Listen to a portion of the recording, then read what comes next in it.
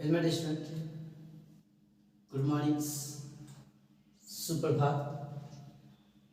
Welcome to BST government senior secondary school Pindwara की online classes में आपका हार्दिक स्वागत है। प्यारे बच्चों, क्लास 12 है, चैप्टर नंबर 6 है, प्रतिस्पर्धा रहित बाजार, लेक्चर नंबर 7 है।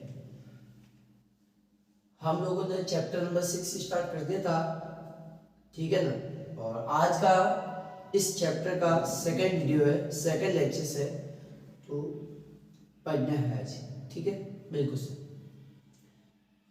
कोई डाउट है, कोई टॉपिक्स है जो नहीं समझ में आ रहा है किसी न्यूमेरिकल में ही, तो आप लोगों को उस क्वेश्चंस की पिक हमें सेंड करनी है कि सर उसका सॉल्यूशन है जो क्या होगा, तो वो सॉल्यूशन मैं आपको बता सकूँ, ठीक है, बिल्कुल सर। तो देखिए बेटा, ज़्यादा समय खराब नहीं करेंगे और हम टॉपिक्स पर चलते हैं, क्योंकि आज की क्लास थोड़ी लंबी हो सकती है, ठीक है, इसीलिए कह रहा हूँ। तो देखिएगा बेटा, हम लोगों का काम है टॉपिक्स टू टॉपिक्स चलाना, ठीक है। कभी क्लास हो सकती है 1 घंटे की हो, कभी मान लीजिएगा 35 मिनट की हो, कभी 30 मिनट की हो, क्लास क्यों ना हो, ठीक है। तो आज हो सकता है थोड़ा समय ज़्यादा लगे, इसीलिए कह रहा हूँ, ठीक है। तो देखिएगा, आज का जो हमारा कंटेंट है कि सर एकाधिकार की दिशा में कीमत का निर्धारण, एकाधिकार की दिशा में कीमत का निर्धारण किस प्रकार से किया जाता है उसको देखना अच्छे से। एकाधिकार की बात हो गई है, मोनोपोली की, ठीक है, मोनोपोली की बात हो गई है। इससे पहले आप लोगों को मैंने पूर्ण प्रतियोगिता बाजार के बारे में बताया था कि सर बाजार क्या होते हैं, बाजार कितने प्रकार के हैं। तो सर मैंने आपको बताया था कि बाजार 3 तरह के हैं, पूर्ण प्रतियोगिता बाजार, एकाधिकार बाजार और अपूर्ण प्रतियोगिता के अंदर, ठीक है, बिल्कुल सर। फिर उसके अंदर भी मैंने 3 बताए थे। अपूर्ण के अंदर एकाधिकारात्मक मोनोपोलिस्टिक, ठीक है। फिर आपको मैंने बताया था अल्पाधिकार और एक बताया था द्विधिकार।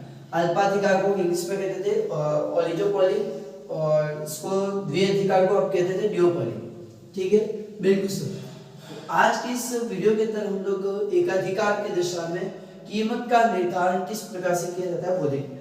तो देखिए, पूर्ण प्रतियोगिता के अंदर आपने देखा था कि सर फर्मों की संख्या ज्यादा होती है, क्रेता विक्रेताओं की भी संख्या ज्यादा होती है, कीमत सेम होती है, कीमत में किसी भी प्रकार का कोई परिवर्तन नहीं होता, मतलब विभेद होती है, ठीक है। और ऐसी स्थिति के अंदर जो आपकी AR है, MR है, ये कैसा था, एक्स अक्ष के समानांतर पूर्ण प्रतियोगिता के अंदर, ठीक है। पूर्ण प्रतियोगिता के अंदर कीमतों का निर्धारण उद्योगों द्वारा किया जाता था, ठीक है। अगर उपभोक्ता छोड़ के जा रहा है तो दूसरा उपभोक्ता तैयार है, ठीक है, इसी।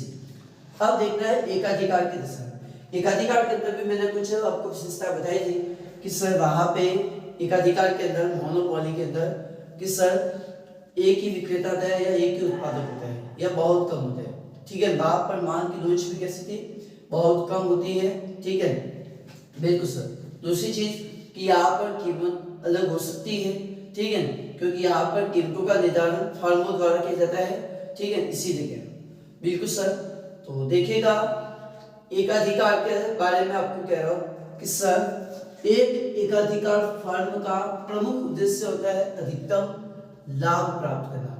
एक एकाधिकार का मुख्य उद्देश्य क्या है सर, अधिकतम लाभ करना, ठीक है, अधिकतम लाभ प्राप्त करना। जो सामान्य लाभ होता है उस सामान्य लाभ से भी अधिक लाभ प्राप्त करने का मुख्य उद्देश्य होता है।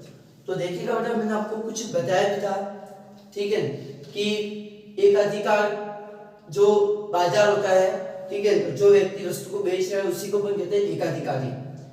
तो यहाँ पर कह रहा हूं कि एकाधिकारी ही वस्तुओं की पूर्ति पर भी नियंत्रण करता है, ठीक है। तो उनका मुख्य उद्देश्य भी क्या होता है, अधिकतम लाभ प्राप्त करना। अगर ये कीमतें बढ़ा भी सकती है, ठीक है, क्योंकि फर्मों के हाथ में होता है, बिल्कुल सर। फिर कह रहा है कि इसके लिए वह उत्पादन की मात्रा, बिक्री की मात्रा, ध्यान रखना, उत्पादन की मात्रा या बिक्री की मात्रा दोनों एक ही चीज है, ठीक है। उत्पादन की मात्रा को हो या बिक्री की मात्रा को एक बार उस बिंदु पर निश्चित करेगा जहां पर उनकी MR MC के बराबर होगी तथा MC रेखा MR को नीचे से काटेगी। देखना एमआर का मतलब होता है सीमांत आय से। एमआर का मतलब किससे है? सीमांत आय से, मार्जिनल रेवेन्यू। ठीक है, इंग्लिश में छोड़ो, हिंदी में लिख देता हूं सीमांत आय, ये सीमांत आय। ठीक है, और एमसी का मतलब होता है यहाँ पर सीमांत लागत से, सीमांत लागत। ठीक है, बिल्कुल सर। अब देखना कि अतः प्रमुख फर्म के संतुलन के सामने के लिए अधिकतम लाभ की प्राप्ति के लिए आवश्यक दो शर्तें। तो देखना फर्म के संतुलन के लिए दो चीजें यहाँ पे बहुत ही ज्यादा जरूरी है, दो चीजें बहुत ही ज्यादा जरूरी है। तो भाई देखना इसका आंसर यहाँ से स्टार्ट नहीं है, आंसर स्टार्ट होगा, मैं आपको बताऊंगा कि आपको क्या लिखना है। अभी तो पहले सबसे पहले पूरा बेसिक कॉन्सेप्ट क्लियर है, ठीक है, क्योंकि कुछ चीजें मैंने आपको पहले पढ़ाई थी तो आपको बता रहा हूँ। ठीक है, इसे देखो यहाँ पर पहली शर्त कह रहा है कि आपकी एमआर बराबर एमसी, सीमांत आय बराबर होगी किसके? सीमांत लागत के। और दूसरा कह रहा है कि एमसी है वो एमआर को नीचे से काटेगी। देखो भाई इस चीज को बहुत अच्छे से क्लियर करो, क्या कहना चाह रहा है भाई। जस्ट सपोज ये आपका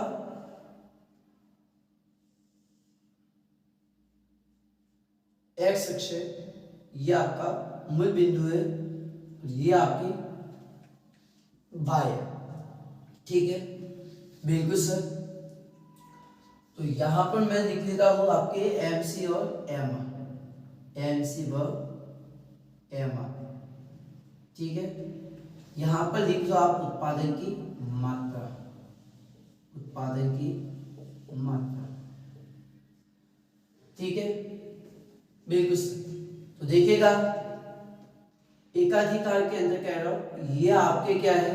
एमआर है, ये आपके क्या है? एमआर।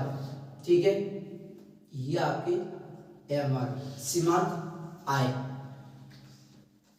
फिर देखना सर ये जो है ये आपके एमसी सीमांत लागत, मार्जिनल कॉस्ट। ठीक है, बिल्कुल सर। अब देखना आपकी ये जो दो शर्तें, ये शर्तें क्या कह, पहली शर्त तो कह रही है कि सर एमसी बराबर एमआर। तो देखो भाई बराबर एक तो इस बिंदु पर हो रही है, एक तो यहां पर काट रहा है और एक यहां पर काट रहा है। ठीक है, तो एक पॉइंट को दे देते हैं इसको ए और इसको दे देते हैं बी। भाई यहां पर क्या हो चुके हैं? बराबर, पहली शर्त। ठीक है, ठीक है सर। अब देखना दूसरी शर्त में कह रहा है कि एमसी एमआर को नीचे से काटेगी, एमसी है वो एमआर को नीचे से काटेगी। तो देखो भाई ये तो क्या है सर? ये ऊपर से काट रही है। यहाँ पर क्या हो रहा है? यहाँ पर सर सीमांत लागत है वो सीमांत आय को नीचे से काट रही है, ऊपर से, सॉरी ये क्या है? ऊपर से काट रही है। और यहाँ पर क्या हो रहा है? तो सर ये यहाँ पे नीचे से काट रही है। देखो यहाँ पर तो ऊपर से काट रही है और यहाँ पर नीचे से। भाई ये दो बिंदु जो प्राप्त हुए ये तो आपके बराबर हो चुके हैं। ठीक है, अब यहाँ पर कह रहा हूं कि ये जो आपकी सीमांत लागत है ये आपकी सीमांत लागत सीमांत आय को नीचे से काटे। देखो ये रेखा नीचे से जा रही है ऊपर की ओर, तो ये वाले जो आपके भाग है, ठीक है, ये वाले जो आपके है, तो ये वाले जो बिंदु ये आपके क्या कहलाता है? अधिकतम लाभ। ठीक है, ये वाला जो बिंदु है ये कहलाता है आपके अधिकतम लाभ। इस पॉइंट पर क्या हो रहा है? मैक्सिमम प्रॉफिट होगा उस सेलर को, अधिकतम लाभ। ठीक है, बिल्कुल सर। और यहां पर जो है यहां पर न्यूनतम लाभ होगा। यहां पर कैसा होगा सर? न्यूनतम लाभ होगा। समझ में? यहां पर तो क्या है? मैक्सिमम प्रॉफिट हो रहा है। देखो या तो यहां से देखो यहां पर कम है लेकिन यहां पर क्या हो रहा है? ज्यादा। तो फर्म में किस बिंदु पर संतुलन होगा? यहां पर होगा। तो अपने यहाँ पे जो फर्म का साम्य बिंदु है, संतुलन बिंदु है, वो यहां पर है। ठीक है, तो फर्म का साम्य बिंदु यहां पर है, फर्म का साम्य संतुलन, साम्य बिंदु या संतुलन। समझ में? संतुलन बिंदु यहां पर है ना कि यहां पर। यहां पर तो क्या हो रहा है? न्यूनतम लाभ है, जबकि यहां पर क्या हो रहा है? अधिकतम लाभ हो रहा है। और फर्म का जो साम्य पॉइंट है वो यहाँ पर होता है इक्विलिब्रियम पॉइंट, ठीक है बिल्कुल सर। तो यहाँ पर दोनों शर्तें पूरी हो रही है। पहली शर्त क्या कि सर mr और mc क्या होनी चाहिए बराबर। देखो यहाँ पर आपकी mc और mr दोनों क्या है समान। दूसरी चीज कि mc है वो mr को नीचे से काटते हुए, ठीक है सर। अब देखना यहाँ पर कह रहा हूं कि भाई अब एकाधिकार प्रतियोगिता के अंतर्गत, एकाधिकार प्रतियोगिता के अंतर्गत, तो देखो भाई एकाधिकार प्रतियोगिता के अंतर्गत, ठीक है। तो देखो भाई एकाधिकार के अंदर मतलब प्रतियोगिता होगी लेकिन बहुत कम होगी, ठीक है। देखो यहाँ पर क्या कह रहा है कि AR और MR रेखाएं, AR और MR रेखाएं बाएं से दाएं नीचे की ओर गिरती हुई होती है। तो देखो भाई जस्ट सपोज ये यहाँ पे देखो, यहाँ पर क्या हो रहा है आपके, ये आपके फर्म का आगम, यहाँ पर आपके उत्पादन की बात है, ठीक है। ये आपके क्या है सर एकाधिकार,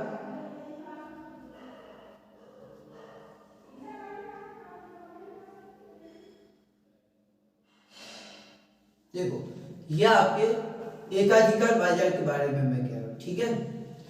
देखना यहाँ पर मैंने लिखी हुई है फर्म की आगम, ठीक है। यहाँ पर क्या है आगम है, इनकम, यहाँ पर आपके उत्पादन की मात्रा।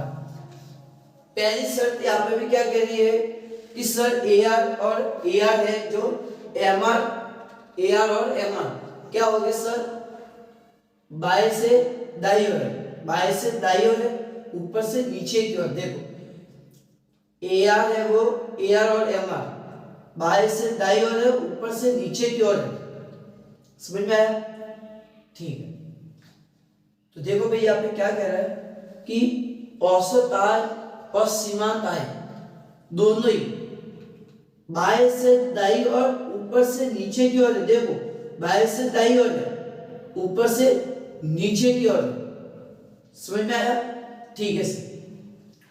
भाई बाएं से दाईं ओर है, यहाँ से इस साइड और है, और ऊपर से नीचे की ओर, मतलब दोनों कैसे ऋणात्मक वाली है, दोनों कैसे ऋणात्मक ये घटते हुए। फिर यहाँ पर सेकंड पॉइंट में कह रहे हैं कि आपकी MR AR से कम होती है, बिल्कुल सर। यहाँ पर देखो आपकी सीमांत आय कम है, किससे AR से, आपकी सीमांत आय कम है औसत आगम से। ये देखो आपकी MR कम है किससे AR से, या फिर ये कह सकते हैं कि AR ज्यादा है किससे MR से, AR ज्यादा है MR से, ठीक है सर। अब देखना यहाँ पे क्या कह रहा है कि एकाधिकार या अपूर्ण प्रतियोगिता की दशा में, अपूर्ण प्रतियोगिता की भी हम बात करें। देखो एकाधिकार या अपूर्ण प्रतियोगिता की दशा में MC व MR रेखा अलग अलग होती है, ठीक है ना। अपूर्ण प्रतियोगिता या एकाधिकार की दशा में MC व MR रेखा क्या होती है अलग अलग होती है। देखो ये आपकी MC और ये आपकी MR, MR है जो एक सीधी रेखा के रूप में है, जबकि MC क्या है पहले घट रही है और फिर बढ़ रही है यू आकार के अंदर। देखो तथा बाएं से दाईं नीचे की ओर गिरने का कारण बाजार में विक्रेताओं की संख्या एक या कम होती है, ठीक है। तो देखो भाई MC भी कैसी है नीचे की ओर है, लेकिन MR कैसा है यहाँ पे एक जैसा है, ठीक है इस स्थिति में। जबकि यहाँ पर देखो यहाँ पर आपकी MR कैसी है सर गिरती हुई है, आपकी MR कैसी है सर गिरती हुई है, समझ में आया, ठीक है सर। बाएं से दाईं और नीचे की ओर, ठीक है बिल्कुल सही। आप देख सकते हैं बाएं से दाईं और नीचे की ओर, यहाँ पर भी आप देख सकते हैं बाएं से दाईं और, बाएं से दाईं ओर, ऊपर से नीचे की ओर। इसका कारण यह है कि बाजार में विक्रेताओं की संख्या एक या कम होती है। आपको पता ही है एकाधिकार के अंदर कीमतें क्या होती है, कीमतें क्या होती है एक्चुअली सर, तो सर कीमतों में यहाँ पर विभेद पाया जाता है, समझ में आया, क्यों, क्योंकि यहाँ पे कीमतों का निर्धारण फर्मों द्वारा किया जाता है, समझ में आया, ठीक है सर। जैसे अगर मान लीजिएगा कीमत कम होती है तो मात्रा क्या होगी बढ़ने वाली है, मात्रा क्या होगी सर बढ़ेगी, समझ में आया, बिल्कुल सर। विक्रेता को कीमत को प्रभावित, विक्रेता है जो कीमत को प्रभावित कर सकता है, ठीक है। विक्रेता कीमत को प्रभावित कर सकता है, मैंने बताया कि सब फर्मों का आत्मा होता है एकाधिकार के अंदर, वो मन मर्जी की कीमत तय कर सकता है। समझ में बिल्कुल सर। अर्थात विक्रेता है जो विक्रेता कमी करके वस्तु की बिक्री को बढ़ा देता है। ठीक है, विक्रेता क्या है, वस्तु की बिक्री को बढ़ा सकता है। समझ में, कीमत कम करेगा तो इसकी बिक्री की मात्रा क्या होगी, बढ़ने वाली। समझ में, अभी मैंने आपको यही कहा कि कीमत जैसे कम करेगा तो वस्तु की मात्रा बढ़ जाती है। ठीक है, वस्तु की मात्रा बढ़ेगी मतलब उसकी बिक्री बढ़ने वाली। समझ में आया? ठीक है सर। अब देखना भाई, इसको मैं एग्जांपल से बताता हूँ इन दोनों को भी। ठीक है, तो बिल्कुल सर। और इसको भी अच्छे से देखते हैं। यह आपको मैंने बताया पूर्ण प्रतियोगिता के अंदर, यह आपके किसमें बताया आपको, पूर्ण प्रतियोगिता के अंदर, और यह आपके एकाधिकार बाजार के अंदर।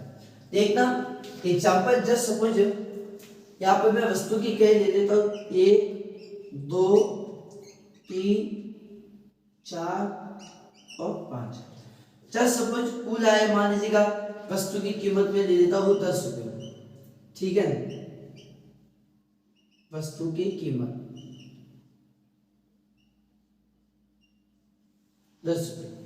तो भाई एक इकाई है तो कितना आ जाएगा 10 रुपये, 2 का कितना आ जाएगा 20, 3 का 30, 4 का 40 और 5 का 50। औसत आय में कैसे निकलती है, तो टीआर में भाग दे दो क्यूब का, ये आपकी क्या है, क्वांटिटी है, यूनिट है। तो औसत आय निकालनी है तो कुल आय में भाग दो इकाइयों का।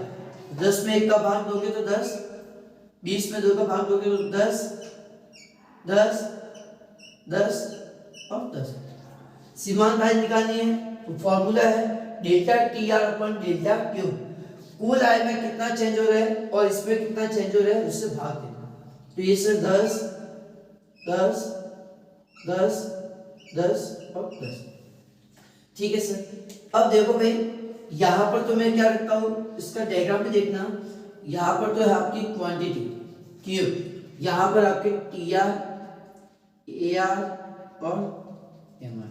यहां पर मैं बात कर रहा हूं ए आर और एम आर की। ठीक है, बिल्कुल सर। ये पूर्ण प्रतियोगिता के अंदर कह रहा हूं, ये किसमें कह रहा हूं सर, पूर्ण प्रतियोगिता के अंदर। तो पूर्ण प्रतियोगिता के अंदर देखो भाई कैसी है सर, दृश्य देखो, ये आपकी क्वांटिटी 1 2 3 4 और 5। ये वस्तु की कीमत 10 रुपये है। ठीक है, बिल्कुल सर। आय कितने 10। तो देखो भाई यहां पर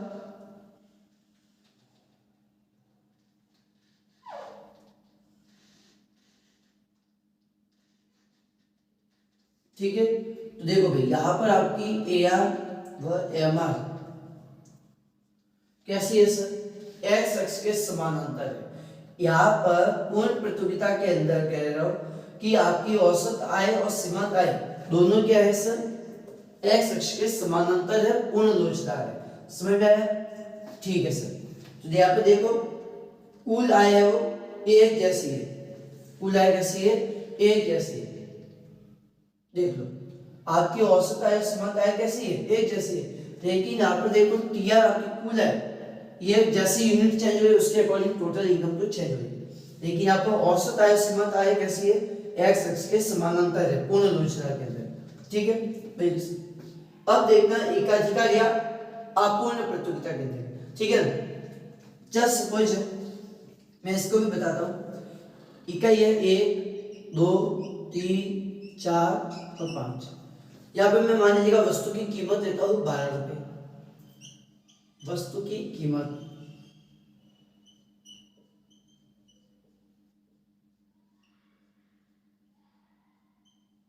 12 रुपए। अब देखो एक का ये, एक का कितना 12 रुपए, तो ये लीजिएगा आपके 12 रुपए। अब देखो भाई दो के कितने होने चाहिए, 24। लेकिन एक्चुअली क्या एकाधिकार के अंदर क्या होता है, जैसे आप इकाई बढ़ाने की कोशिश करते हैं तो आप लोग कहते हैं कि भाई साहब आप लोग 2 यूनिट लीजिए, 24 के बदले आप 22 रुपये आपके लगेंगे। ठीक है, तो आप उस समय क्या कर देते हैं, इनकम को कम करने की कोशिश करते हैं। तो 24 की जगह मान लीजिएगा ये हो गया आपके 22।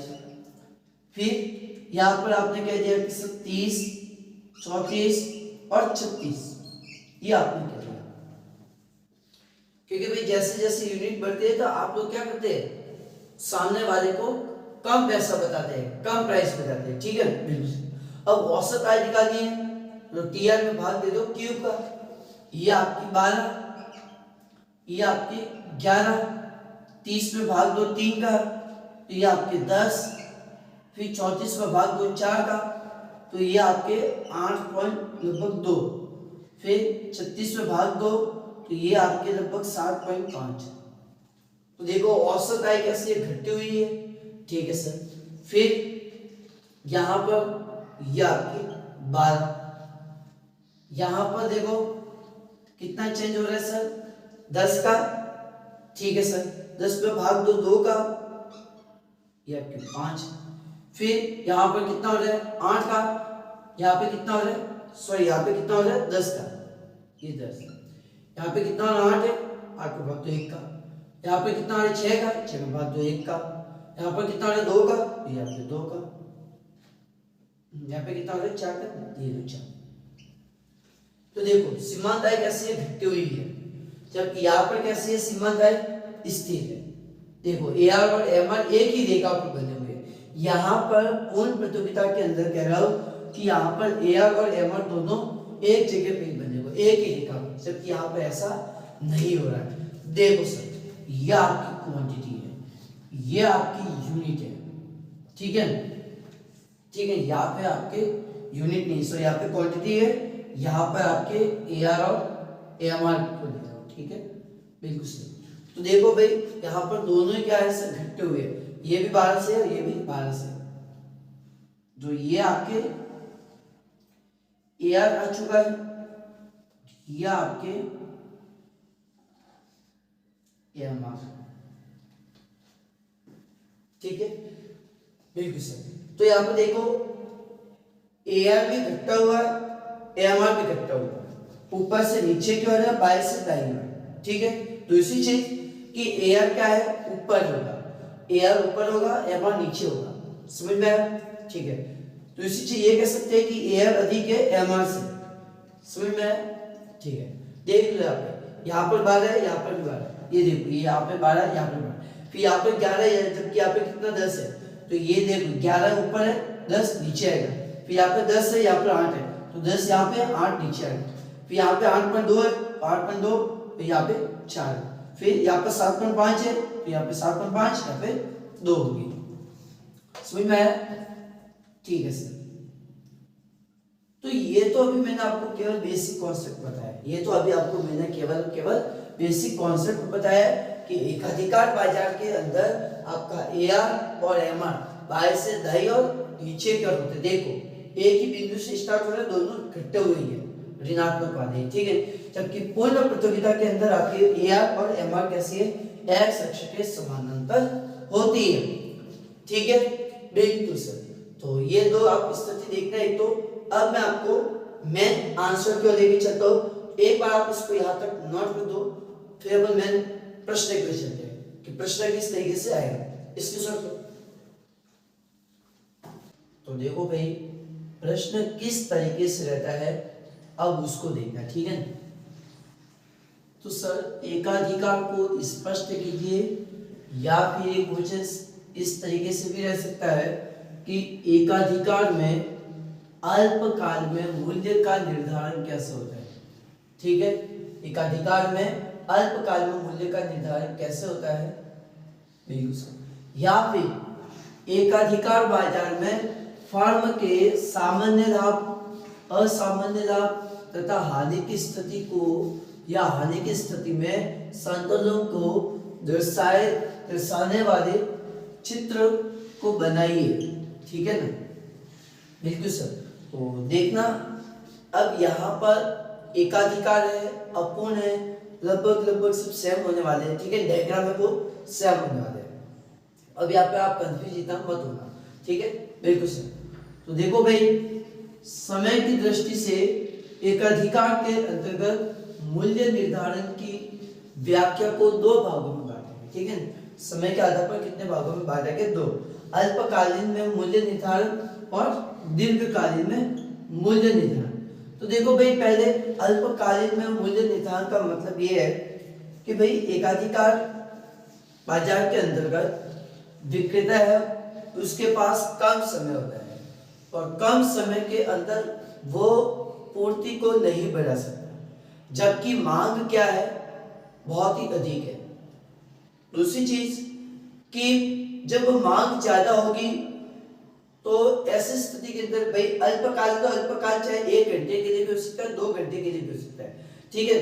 तो यहाँ पर कह रहा हूं कि मांग ज्यादा है, मांग क्या है सर, ज्यादा है, और मांग ज्यादा है तो ऐसी स्थिति के अंदर विक्रेता क्या करता है सर, कीमत को बढ़ाने की कोशिश कर देता है, ठीक है, बिल्कुल सर। और मांग अगर बढ़ानी है तो वो क्या करता है, कीमत को कम कर देता है, ठीक है सर। अब देखना भाई सबसे पहले कि अल्पकाल में मूल्य निर्धारण, अल्पकाल में मूल्य निर्धारण। देखो भाई क्या कह रहा है कि सर अल्पकालीन मूल्य निर्धारण में एकाधिकार को लाभ भी प्राप्त हो सकता है। देखना जब बहुत कम समय होता है तो उस समय आपको लाभ भी प्राप्त हो सकता है। लाभ भी का मतलब ये हुआ कि आपको असामान्य लाभ भी प्राप्त हो सकता है, ज्यादा प्रॉफिट भी आपको प्राप्त हो सकता है, या फिर सामान्य लाभ भी प्राप्त हो सकता है, मतलब न हानि न लाभ, जीरो प्रॉफिट, ठीक है, बिल्कुल सर। और हानि भी हो सकती है, ये ध्यान रखना, हानि भी हो सकती है। देखना भाई असामान्य लाभ का मतलब क्या होता है, तो इसमें से मैंने 3 कंडीशन बताई है, असामान्य लाभ, सामान्य लाभ और हानि। पहला पॉइंट है, ध्यान रखना, आप लोग एक बार ए आर को हटा दो, आर और सी को देखो, आर और सी पर विशेष कर फोकस देखो कि जब आर ज्यादा है किससे, सी से, मतलब रेवेन्यू ज्यादा है कॉस्ट से, तो भाई सीधी सी बात है जब आय ज्यादा है और लागत कम है तो ऐसी स्थिति के अंदर आपको क्या होगा, लाभ होगा, और वो भी कैसा, ज्यादा। समझ में आया क्या कह रहा हूं कि जब आपकी लागत ज्यादा है, सॉरी आगम क्या है, ज्यादा है, जब आपकी इनकम ज्यादा है और लागत कम है तो ऐसी स्थिति के अंदर क्या होगा, आपको लाभ होगा। अब एवरेज प्राइस, अब यहां पर कह रहा हूं कि जब आपकी एवरेज रेवेन्यू, जब आपकी औसत आय ज्यादा है, जब आपकी औसत आय ज्यादा है किससे, औसत लागत से, तो ऐसी कंडीशंस के अंदर फर्म को क्या होगा, असामान्य लाभ होगा। कैसा होगा, असामान्य लाभ। भाई सिंपल सी चीज है यार, इनकम ज्यादा हो रही है, रेवेन्यू ज्यादा हो रही है और कॉस्ट कम आ रही है तो क्या होगा, असामान्य लाभ। दूसरी केस में AR बराबर है ACD, मतलब न तो लाभ है न हानि है, मतलब शून्य लाभ की स्थिति के अंदर है, ठीक है, क्या है, शून्य के अंदर, शून्य कंडीशन में, ठीक है, जीरो प्रॉफिट। जब आपकी R और C बराबर है कि भाई जितनी लागत है उतनी ही आय है, जितनी कॉस्ट उतनी रेवेन्यू, तो ऐसी स्थिति के अंदर फर्म को क्या होगा, तो सर ऐसी स्थिति में फर्म को सामान्य लाभ होगा या शून्य लाभ होगा। हानि कब होगी, तो सर जब औसत लागत ज्यादा है, जब आपकी कॉस्ट ज्यादा हो रही है और इनकम कम है, जब आपकी लागत ज्यादा है और आय कम है, तो भाई सीधी सी बात है जब कॉस्ट ज्यादा है और इनकम कम है तो आप फर्म को क्या होगी, हानि होने वाली, ठीक है, बिल्कुल सर। अब यहाँ पर देखना भाई पहली कंडीशन में ले रहा हूं असामान्य लाभ को, ठीक है, बिल्कुल सर। तो देखना भाई असामान्य लाभ या लाभ की स्थिति में यदि किसी फर्म द्वारा उत्पादित वस्तु की मांग और वस्तु का निकट स्थानापन्न नहीं होता, यह आपको पता ही है भाई। जब हमारे पास में अल्प समय, कैसा समय है, अल्प समय, और अल्प समय के अंदर अब वो 1 घंटे में भी हो सकता है, 2 घंटे में भी, तो ऐसी स्थिति के अंदर मांग क्या होती है, हमारे पास में ज्यादा होती है, ठीक है। आपने कई बार देखा होगा कि शेयर लगता है, ठीक है, किसी भी कंपनी या आप ऑनलाइन पर ही बात करें, ठीक है, जब आपको पता है कि यार आपके पास में 10 बजे ऑफर चालू होने वाले, 12 बजे तक, ये 2 घंटे तक का ही टाइम है, या केवल 10 मिनट की जो ऑफर खुलती है, तो ऐसे स्थिति की मांग क्या होती है, ज्यादा हो जाती है, और मांग ज्यादा होती है और कीमत भी क्या हो जाती है, फिर कीमत बढ़ाने की कोशिश करता है। तो यहाँ पर कह रहा हूँ कि अल्पकाल के अंदर यहाँ पर एकाधिकार में मांग क्या हो रही है, ज्यादा हो रही है और वस्तु की कोई निकट स्थानापन्न नहीं है, क्योंकि हमारे पास में समय कैसा है, बहुत ही कम है और कम समय के अंदर हम स्थानापन्न वस्तु को नहीं रख सकते। तो यहाँ पर क्या है, स्थानापन्न नहीं होता। तो यहाँ पर क्या करते थे, फर्म वस्तु की ऊंची कीमत है वो निर्धारण करती है। समझ में, जब डिमांड ज्यादा होने लगती है कम समय, तो फर्म क्या करेगी, प्राइस को बढ़ा देती है, ठीक है। तो यहाँ पर वही कह रहा हूँ, जब कीमत बढ़ाएगी तो यहाँ पर आपकी जो एआर है वो एसी से क्या होगी, ज्यादा होगी। समझ में, जब डिमांड ज्यादा है तो फर्म क्या करेगी, कीमत को बढ़ा देगी। जैसे आपकी कीमत बढ़ती है तो फर्म को असामान्य लाभ होगा। समझ में आया, ठीक है सर। फिर देखो सामान्य लाभ।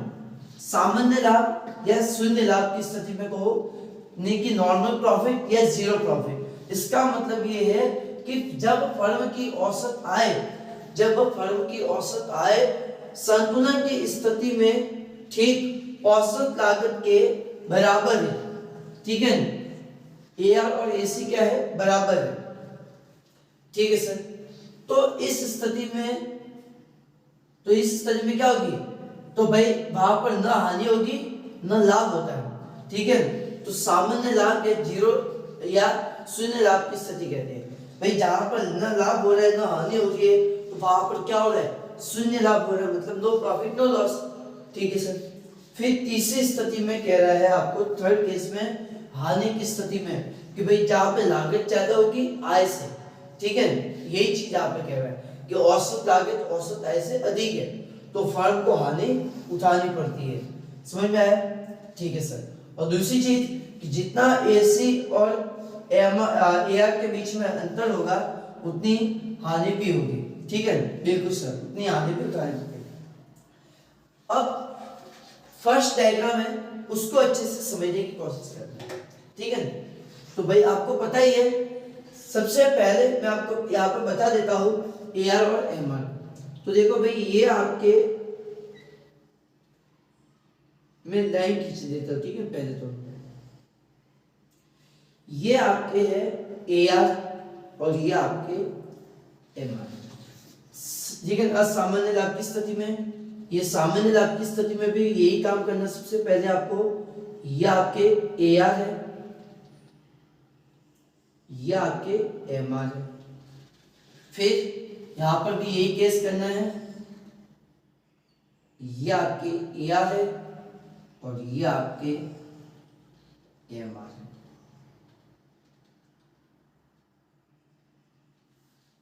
ठीक है, बिल्कुल सर।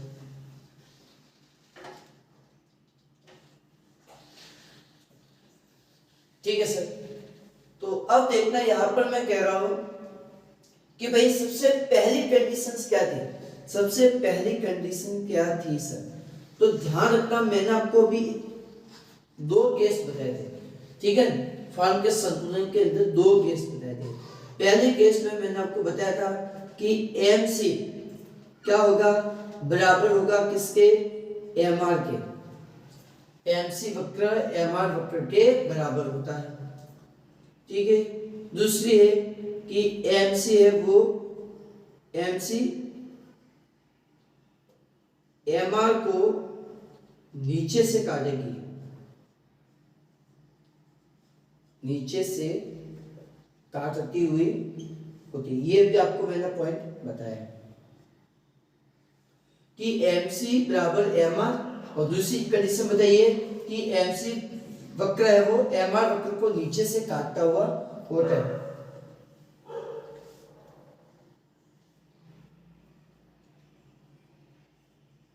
ठीक है, बिल्कुल।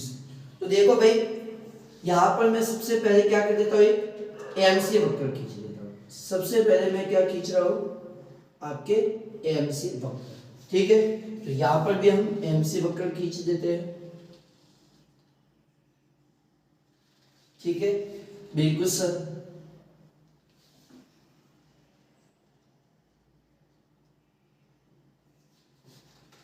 ठीक है,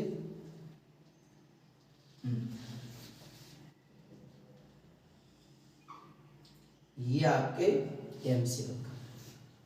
ठीक है सर, क्या कहा मैंने अभी कि एमसी वक्र एमआर वक्र को नीचे से काटता हुआ जाता है। तो देखो भाई, ये आपका एमआर वक्र है, ठीक है, ये आपका क्या है सर, एमआर वक्र, और ये जो आपके एमसी वक्र है ये नीचे से काटता हुआ जा रहा है। देखो ये आपके एमआर वक्र आ रहा है और ये नीचे से काट कर वापस ऊपर की ओर बढ़ रहा है। देखो यहाँ पर भी यही स्थिति, ये आपके एमआर वक्र ये एमसी वक्र को नीचे से काटते हुए जा रहे हैं।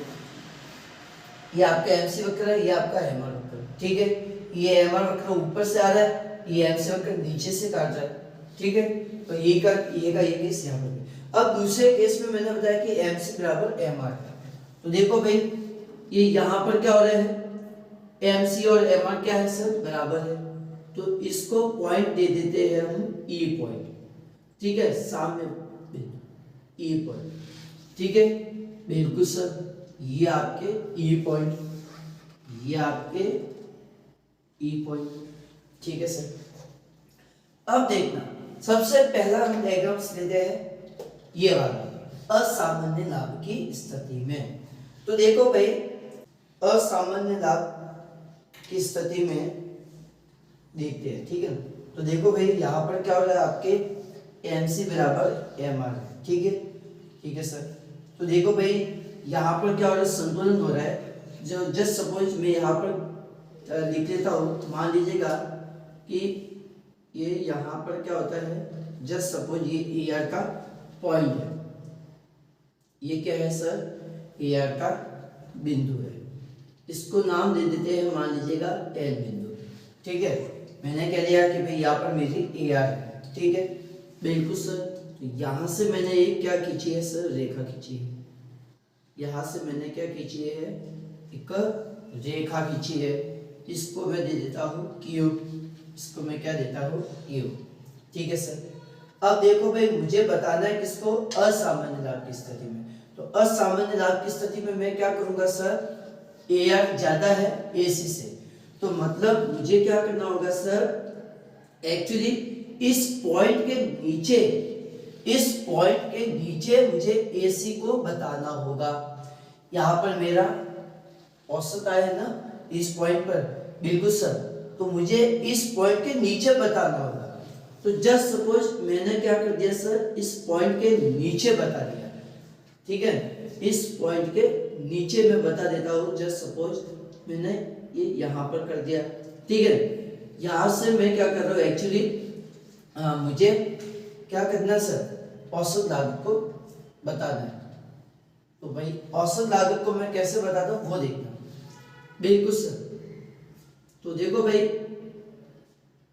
ये तो क्या है सर, यहाँ पर कीमत है। ठीक है, बिल्कुल सर। अब मान लीजिएगा ये यहां से मैं क्या लेता हूं सर, आपके एसी को, एवरेज कॉस्ट। ठीक है, समझना इस पॉइंट को, ये आपके औसत लागत पर है, ये आपके औसत आगम है, औसत आय पर। ठीक है, ये जो एल बिंदु है ये आपके क्या है सर, औसत आय का बिंदु। ठीक है, कि भाई मान लीजिएगा यहाँ पर मेरी औसत आय है। ठीक है, तो मैंने क्या कर दिया, यहाँ पर एक पॉइंट कर दिया और यहाँ से मैंने एक रेखा खींच दी। तो यहाँ पर मात्रा कितनी है सर, क्यू मात्रा है सर उत्पादन की। ठीक है सर, तो ये एल क्यू क्या है मेरी सर, औसत आय है। ठीक है, बिल्कुल सर। ये क्या है सर, मान लीजिएगा यहाँ पर मैंने एक नया बिंदु दे दिया एम बिंदु, तो एल एम क्या कहलाएगी सर, मेरी औसत लागत। ये जो ये पॉइंट है ये वाले मेरी क्या है सर, लागत है, और ये वाले क्या है, ज्यादा। तो भाई देखो यहां से मैं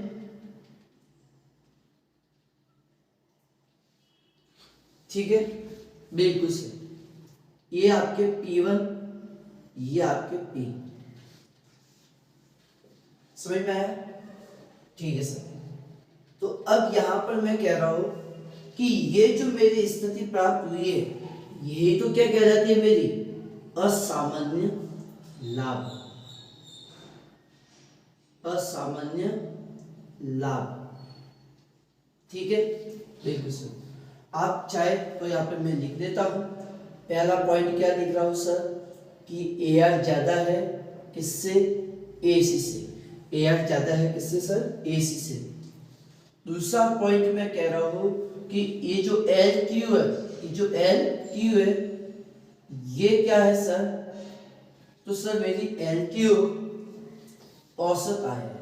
क्या है सर, औसत आय को बताएगा। बिल्कुल सर।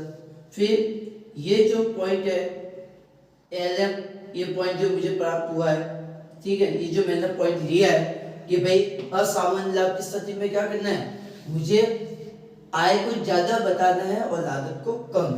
तो मैंने आय के नीचे पॉइंट लिया है, ठीक है। तो यहाँ पर मैं कह रहा हूँ कि एल एन क्या है सर, मेरी औसत लागत, ठीक है। बिल्कुल सर। फिर असामान्य लाभ को देखो, देखो भाई P1 P L और M, ये क्या है सर, मेरा असामान्य लाभ है। ये क्या है सर, असामान्य लाभ, ठीक है सर। और ये जो मुझे ई पॉइंट है ये क्या है, संतुलन बिंदु है। ये क्या है सर, संतुलन बिंदु है, ठीक है। देखना कुछ ज्यादा नहीं है, आपको मैंने अभी बताया था कि पहला पॉइंट मैंने आपको बताया कि दो शर्तें फर्म के संतुलन में, ठीक है, कि भाई एमसी और एमआर जहां पर बराबर है, ठीक है, तो ये यहाँ पर बराबर है, ये मैंने ये पॉइंट दिए सबसे पहले, ठीक है। दूसरी चीज कि एमसी है वो एमआर को नीचे से काटती है, एमसी वक्र है वो एमआर को नीचे से काटता है, ठीक है सर। फिर यहाँ पर मुझे पॉइंट प्राप्त हुआ। अब इसी पॉइंट के ऊपर देखो, इसी पॉइंट के ऊपर यहाँ पर मैंने क्या कर दिया सर, ए आर है, मान लीजिएगा मैंने कह दिया कि यहाँ पर मेरा बिंदु है ए आर, यहाँ पर मेरी आय है, तो मैंने क्या कर दिया सर, यहाँ से एक लाइन खींच दी। बिल्कुल सर।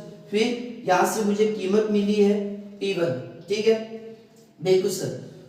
और दूसरी चीज मुझे किसको बताना था सर, असामान्य लाभ को। तो असामान्य लाभ को दिखाने के लिए मैं क्या करूंगा सर, औसत आय जो मेरे एल बिंदु है, एल बिंदु जो यहाँ पर है मेरी आय, इस आय के नीचे मैं क्या करता हूँ सर, एक पॉइंट करता हूँ, एक बिंदु लेता हूँ। तो यहाँ पर मैंने एक बिंदु खींच दिया।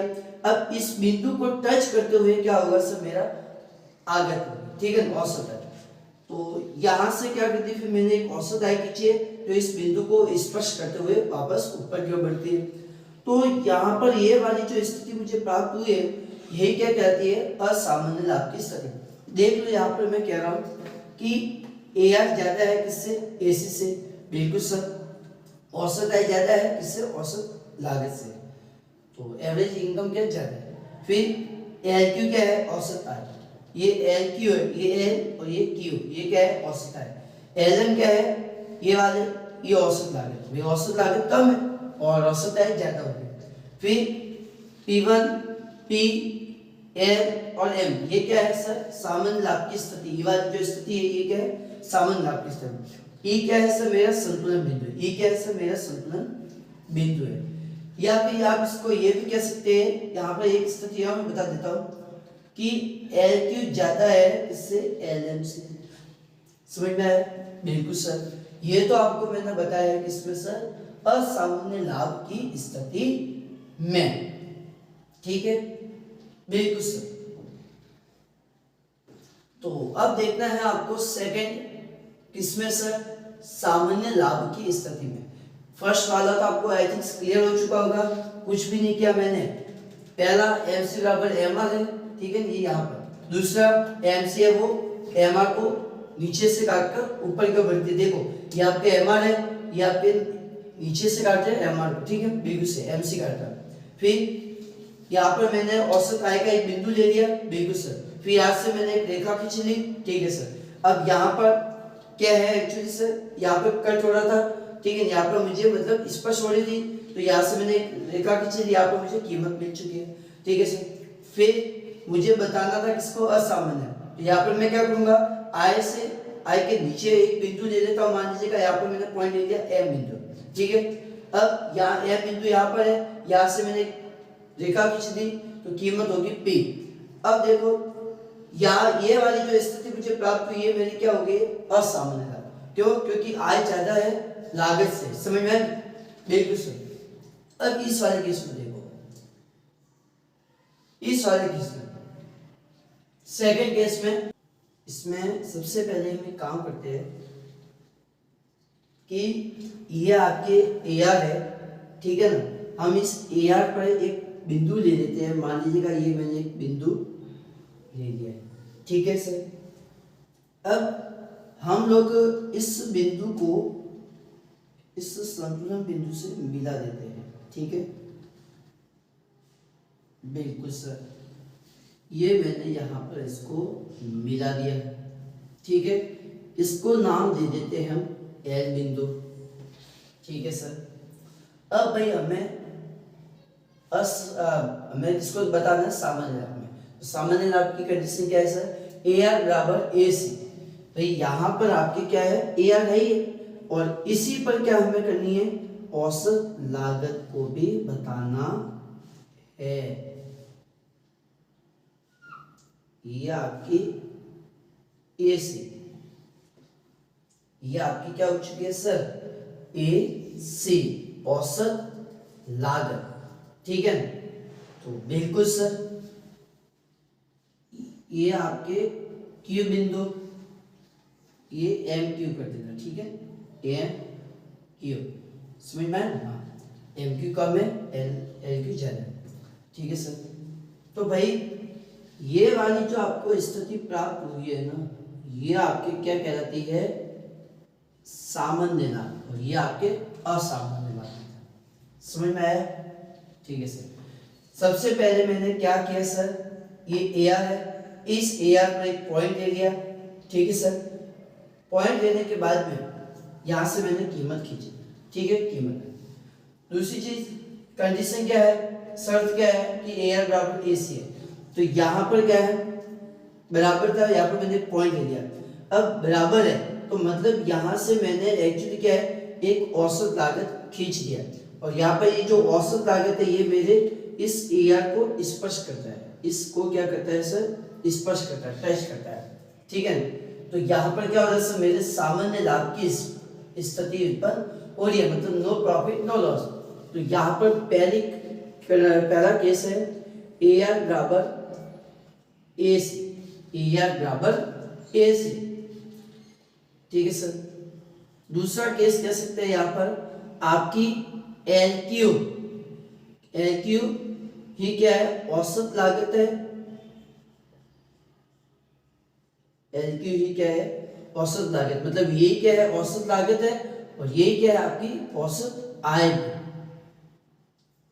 LQ बराबर ही आपकी औसत आय भी है, ठीक है, बिल्कुल सर।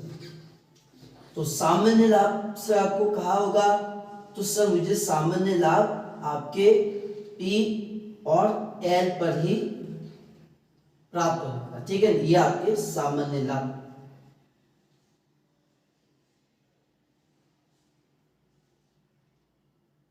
सामान्य लाभ। और पांचवा पॉइंट कह सकते हैं कि ये आपके क्या है, संतुलन बिंदु है, संतुलन बिंदु, ठीक है सर। समझ में आया? ठीक है सर। कुछ भी नहीं है, ये आपके AR वक्र है, ठीक है। ये आपने पहले MC वक्र को खींच दिया था, ठीक है सर। फिर AR पर मैंने एक पॉइंट ले लिया, ठीक है। बिंदु लेने के बाद में मैंने यहाँ से एक रेखा खींच दी, ठीक है। अब मेरी शर्त थी कि सर AR बराबर AC, तो यहाँ पर मैंने एक पॉइंट ले लिया था, ठीक है। तो इसी पॉइंट पर क्या होगा, मेरे AC वक्र भी बनने वाला है, क्योंकि यहाँ पर क्या है, औसत लागत और औसत आय दोनों समान, ठीक है, बिल्कुल सर। तो यहाँ से मैंने एक लाइन खींच दी, तो यहाँ पर मुझे नई कीमत मिली है P। समझ में आया? ठीक है। तो यहाँ पर क्या हो रहा है, जितनी लागत उतनी ही आय, मतलब न तो लागत ज्यादा है और न आय ज्यादा है, और न लागत कम है न आय कम, नो प्रॉफिट नो लॉस, ठीक है सर। अब यहाँ पर देखना थर्ड वाले केस में कह रहा हूँ हानि की स्थिति में, तो भाई आने की स्थिति में भी यही कह रहा हूं। यहां पर क्या है, मान लीजिएगा एक पॉइंट ले लिया, जस्ट सपोज ये मैंने एक बिंदु ले लिया, और इसको मैं यहाँ पे मिला देता हूँ, ठीक है। बिल्कुल सर,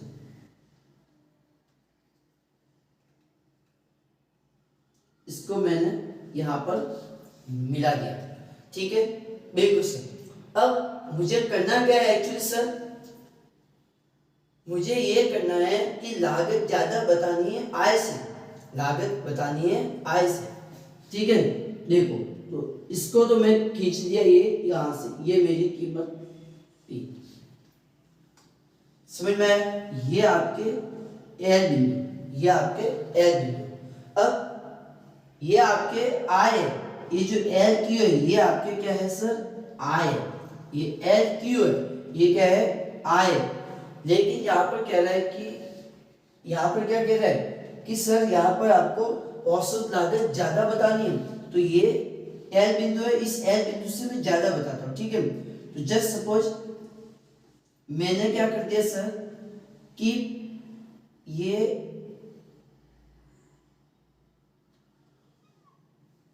ठीक है ना, बिल्कुल सर।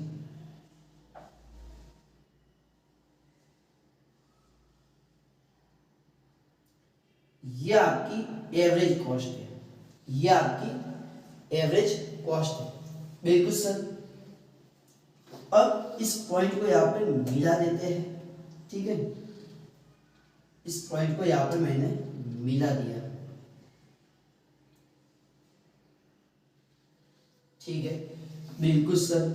अब इसको यहाँ से मिला दो, ये आप नाम दे दो, मान लीजिएगा P1, इसको नाम दे देते हैं M बिंदु, क्लियर, ठीक है सर। अब यहाँ पर देखो, यहाँ पर क्या हो रहा है सर, यहाँ पर आपकी आय तो कम है, यहाँ पर क्या हो रहा है सर, आपकी आय कम है, औसत आय कम है। तो यहाँ पर देखो आपकी औसत लागत यहाँ पर क्या कह रहा हूँ सुनना, ये आपके औसत आय थी यहाँ पे। अब मैंने क्या कर दिया, लागत को मुझे ज्यादा बढ़ाना था, तो मैंने एक्चुअली लागत के लिए यहाँ पे एक पॉइंट ले लिया और यहाँ से मैंने एक औसत लागत वक्र खींच लिया। अब औसत लागत खींचने के बाद मैंने इस यहाँ पे एक रेखा खींच ली, रेखा खींचने के बाद में मैंने यहाँ से एक और रेखा खींची जिससे कि कीमत निकल चुकी है। अब देखो यहाँ पर पुरानी कीमत थी और यहाँ पर नई कीमत है, तो यहाँ पर जो नई कीमत आई है ये आपको हानि की स्थिति बता रहे हैं, ये आपके हानि की स्थिति बता रहे हैं। तो यहाँ पर मैं बता सकता हूँ आपको, ये तो मैंने फर्म के संतुलन से संबंधित है। यहाँ पर मैं कह रहा हूँ कि सर एम क्यू है, ये क्या है सर आपके, ये जो एम क्यू है, ये जो आपकी एम क्यू है, ये सर आपके औसत लागत, ठीक है, बिल्कुल सर। दूसरी चीज मैं यहाँ पे कह रहा हूं कि एल क्यू क्या है, एल क्यू है औसत आय, ठीक है, बिल्कुल सर। यहाँ पर आपकी एवरेज कॉस्ट क्या है, ज्यादा है, एवरेज कॉस्ट क्या है सर, ज्यादा है, ठीक है, बिल्कुल सर। ई बिंदु क्या है, संतुलन बिंदु, संतुलन बिंदु। पांचवा पॉइंट कह रहा हूं कि यहाँ पर ये जो मेरा P1, L, M और T, ये किसको बता रहा है, थर्ड वाले डायग्राम में हानि को, ठीक है। ये P1, P, M और L1 ये क्या है सर, हानि, ये क्या है, हानि है, कुछ भी नहीं किया। यहाँ पर मैंने थर्ड डायग्राम में यहाँ पर मैंने एक्चुअली पॉइंट ले लिया AR, ठीक है, AR की जगह मैंने एक पॉइंट ले लिया, ये AR वक्र है, औसत आय वक्र। यहाँ पर मैंने एक बिंदु लिया कि सर यहाँ पर मेरी औसत है, ठीक है, और यहाँ से फिर मैंने एक रेखा खींच दी, यहाँ पर मेरी कीमत थी और यहाँ से मैंने खींची नीचे तक, एक्स अक्ष तक मिला है, यहाँ पर मेरी मात्रा। अब इस बिंदु के ऊपर मैंने एक नया बिंदु ले लिया क्योंकि मुझे लागत को ज्यादा बताना था, तो मैंने आय के ऊपर एक बिंदु ले लिया यहाँ पर, जहाँ पर मैंने बता दिया लागत को, भाई लागत ज्यादा हो रही है, आय कम हो रही है, तो क्या हो रही है, फर्म को हानि की स्थिति उत्पन्न हो रही है। देखो भाई आपको ये जब ये अच्छे से समझ में आ जाएगा ना, तो आप उसकी व्याख्या भी आराम से कर सकते हैं, आप उसको एक्सप्लेन भी आराम से कर सकते हैं। फर्स्ट डायग्राम में कुछ भी नहीं किया, मैं वापस बता रहा हूँ, बहुत अच्छे से समझना, ठीक है। लेक्चर थोड़ा लंबा हो रहा है लेकिन हो सकता है उसके लिए मैं सॉरी कह सकता हूँ, ठीक है। तो देखो सबसे पहले मैंने क्या कर दिया, यहाँ पर बराबर हो रहे हैं एम आर बराबर एम सी, ठीक है। दूसरी चीज कि एम सी वक्र है ये एम आर को नीचे से काटता है, ये एम सी वक्र है ये एम आर को नीचे से काटता हुआ, ठीक है। अब मैंने क्या कर दिया कि ए आर के ऊपर एक पॉइंट ले लिया, ये ए आर वक्र था, यहाँ पे मैंने एक बिंदु ले लिया, ठीक है, बिल्कुल सर। फिर यहाँ से मैंने एक पूरी लाइन खींच दी, ठीक है, और यहाँ से वाई अक्ष पर, ठीक है सर, यहाँ पे मेरी कीमत और यहाँ पे मेरी मात्रा, ठीक है सर। अब मुझे क्या बताना था, असामान्य, तो असामान्य के लिए क्या दूंगा, ये मेरी आय है तो आय के नीचे एक बिंदु दूंगा, तो आय के नीचे बिंदु दूंगा तो यहाँ पर क्या रहे, मेरी औसत लागत है। फिर इस बिंदु को स्पर्श करते हुए मैंने क्या कर दिया, औसत लागत वक्र खींच दिया, ठीक है। तो यहाँ पर क्या हो रही है, औसत लागत औसत आय ज्यादा है औसत लागत से, तो क्या हो रहा है, असामान्य लाभ। फिर यहाँ पर वही बात, सबसे पहले औसत आय पर मैंने एक बिंदु ले लिया, ठीक है सर। बिंदु लेने के बाद में मैंने यहाँ पर एक रेखा खींच दी, कीमत निकल गई है, यहाँ पर खींच दी तो उत्पादन की मात्रा। अब यहाँ पर क्या हो रहा है, एक्चुअली टच हो रहा है, तो यहाँ पर क्या कर दिया मैंने, एसी वक्र खींचा है, क्यों, क्योंकि जहां पर यहाँ पर भी पॉइंट है तो यहीं से क्या मैंने कर दिया, एसी वक्र भी खींच दिया, क्यों, क्योंकि ए आर बराबर एसी है, ठीक है, बिल्कुल सर। तो मतलब नो प्रॉफिट नो लॉस है, जितनी लागत है उतनी आय भी है। देख लो यहाँ इसी पॉइंट पर इनकम भी है और इसी पॉइंट पर कॉस्ट भी है। यहाँ पर सबसे पहले मैंने ए आर में एक पॉइंट ले लिया, ठीक है। पॉइंट लेने के बाद में मैंने क्या कर दिया, एक रेखा खींची और इसको नीचे खींचा, ठीक है सर। नीचे खींचने के बाद में मुझे बताना था हानि को, तो क्या करूंगा मैं, आय के ऊपर एक बिंदु खींचा और यहाँ से यहाँ पर मैंने एक औसत लागत वक्र खींचा, ठीक है, बिल्कुल सर। तो यहाँ पर मुझे एक नया बिंदु मैंने लिखा एम, तो ये वाली जो स्थिति है, एम को मैंने रेखा खींची यहाँ तक, तो नई कीमत निकली P1, ठीक है, और ये औसत लागत MQ, ठीक है सर। तो ये वाले किसको बता रहा है, हानि को। देखो यहाँ पर आपकी आय है, LQ क्या है, औसत आय है, LQ क्या है सर, आपकी औसत आय है, और ये आपकी LM क्या है, ये MQ, ये आपकी औसत लागत है, MQ औसत लागत, LQ औसत आय है, ठीक है, बिल्कुल सर। तो इस वाले केस में आप ये भी कह सकते हैं कि सर आपके LQ तो कम है, ठीक है, MQ LQ कम है MQ से, MQ ज्यादा है इसीलिए कह रहा हूं, ठीक है, बिल्कुल सर। तो इसको भी आप क्या कर देना सर, नोट कर देना, ठीक है।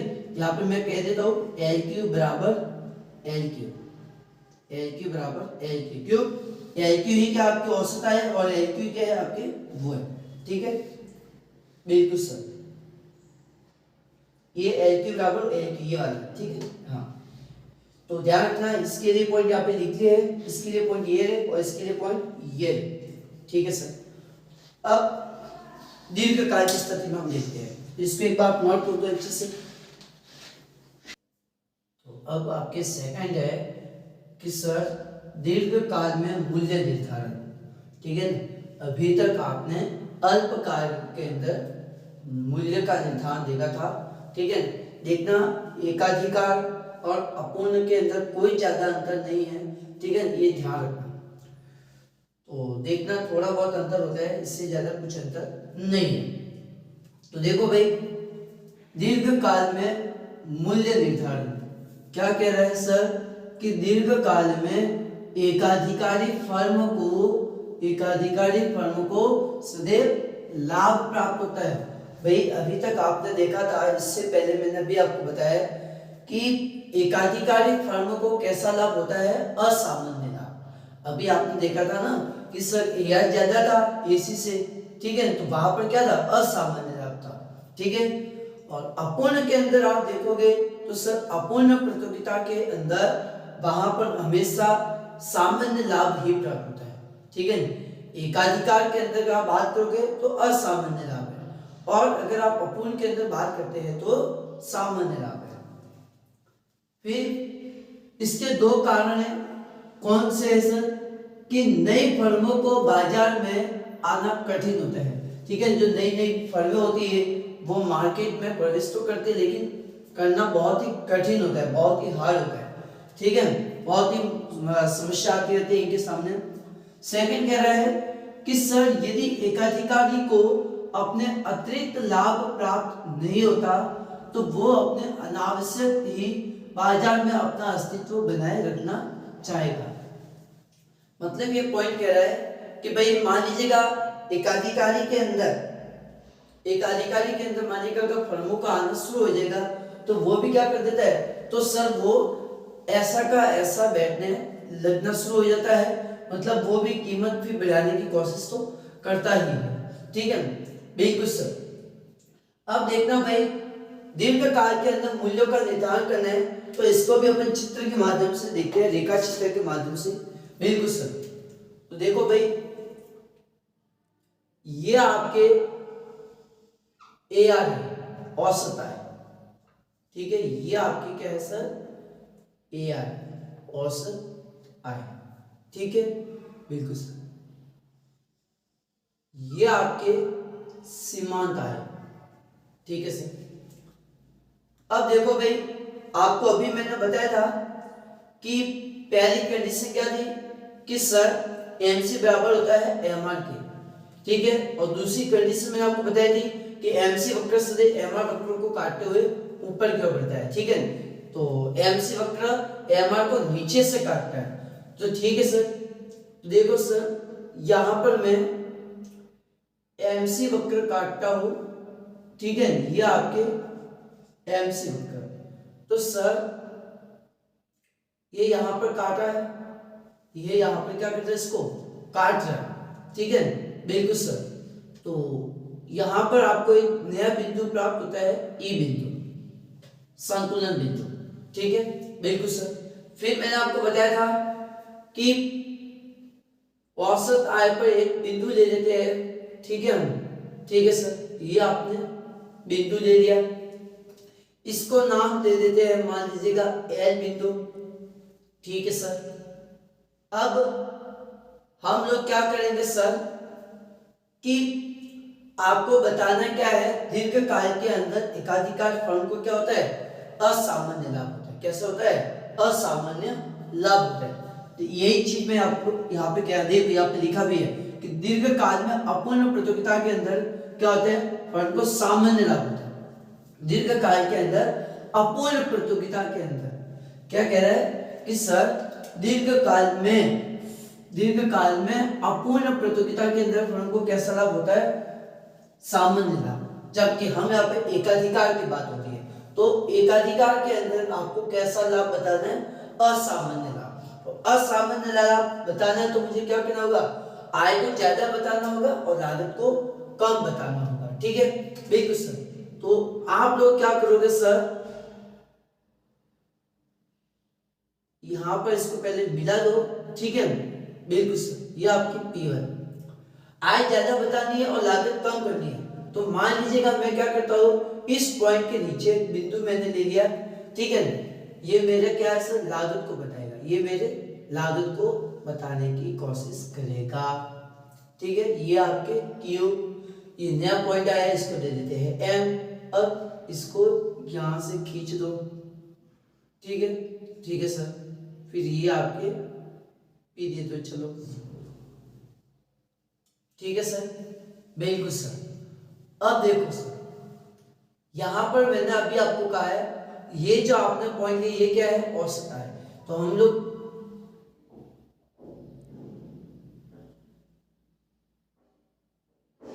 ठीक है, ये आपने पॉइंट ले लिया है। ठीक है, तो ये आपने पॉइंट ले लिया। अब आपको करना क्या है सर, एक औसत लागत वक्र खींचना है जो इस बिंदु को स्पर्श करते हुए बढ़ेगा। ठीक है सर। तो हम लोग क्या करते हैं सर, एक औसत लागत वक्र खींचते हैं जो इस बिंदु को स्पर्श करता हुआ ऊपर की ओर बढ़ेगा। तो ये आपके ऊपर की ओर बढ़ चुका है। ठीक है, बिल्कुल सर। अब यहां से हम क्या करते हैं, एक लाइन खींच देते हैं, ये आपके कीमत थी। ठीक है, ओके सर। अब देखो भाई आय ज्यादा है। ठीक है, LQ क्या है, औसत आय। MQ क्या है, औसत लागत। LQ औसत आय, LQ क्या है, औसत आय, और MQ क्या है, औसत लागत। ठीक है, तो भाई ये वाली जो स्थिति आपको अभी जो प्राप्त हुई है ना, ये क्या कहलाती है, आपके असामान्य लाभ। ये भी मैंने आपको बताया। ठीक है सर, तो सर इस चित्र और ये चित्र और अभी जो पहले बताया इसमें क्या अंतर है? कुछ अंतर नहीं है, वो अल्पकाल के अंदर था, ये दीर्घकाल में। ठीक है, ये लॉन्ग टर्म, और लॉन्ग टर्म के अंदर एकाधिकार फर्म को क्या होता है सर, सदैव असामान्य लाभ होता है। समझ में आया? ठीक है, तो यहाँ पर हम क्या कर देंगे, एल लगा देंगे। क्या लगा देंगे, एल। ठीक है, दीर्घ long term average cost, long term marginal cost, long term average revenue, long term marginal revenue. बस ये केवल अंतर था जो मैंने आपको बता दिया। समझ में आया? इसको नाम दे देते, जो सपोज चलो टी और इसको नाम दे देते एस। ठीक है, बिल्कुल सर। यहाँ पे मैंने लिखा है टी एस एम और आर क्या है, बराबर है। टी एस एम और आर ये क्या है, आपके लाभ है। इसको दे देते हैं आर। चलो ये आर क्यू क्या है, औसत आय, एम क्यू क्या है, औसत लागत, दीर्घकालीन औसत लागत। समझ में आया? ठीक है सर, तो इसको क्या करना है सर, नोट करना है। ध्यान रखना, अपूर्ण प्रतियोगिता और एकाधिकार के अंदर कोई ज्यादा अंतर नहीं, थोड़ा बहुत चेंज था जो मैंने आपको बता दिया। अपूर्ण के अंदर सदैव फर्मों को सामान्य लाभ होता है और एकाधिकार के अंदर असामान्य लाभ होता है। समझ में आया? ठीक है सर, ये मैंने अल्पकाल और दीर्घकाल के अंदर मूल्य का निर्धारण करना आपको सिखा दिया है। ठीक है, बिल्कुल सर। तो इसी के साथ में लेक्चर्स भी क्या होता है, कंप्लीट होता है। तो नेक्स्ट अगले लेक्चर्स के अंदर मिलते हैं, तो इसको नोट कर दो, और कोई डाउट हो तो मुझे बता देना। Okay, bye.